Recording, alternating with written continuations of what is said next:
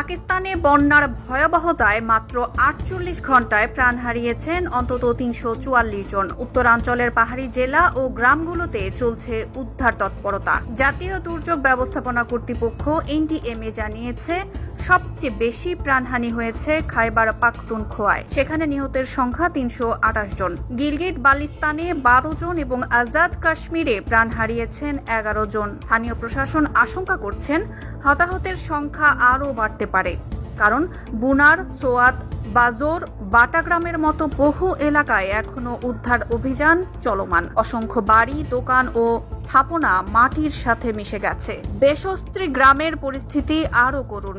সেখানে জানাজা ও দাফনের জন্য স্থানীয় বাসিন্দাদেরই এগিয়ে আসতে হয়েছে। ব্যবসায়ী নূর ইসলাম ও প্রবাস ফেরত মোহাম্মদ ইসলাম নিজের হাতে কবর খনন করে জানাজায় অংশ নিয়েছেন। এদিকে খাইবার পাখতুনখোয়ার মুখ্যমন্ত্রী ক্ষতিগ্রস্ত জেলাগুলোর জন্য ৫০ কোটি টাকা বরাদ্দ ঘোষণা করেছেন এবং সংশ্লিষ্ট সব সংস্থাকে উদ্ধার কার্যক্রম বাড়ানোর নির্দেশ দিয়েছেন।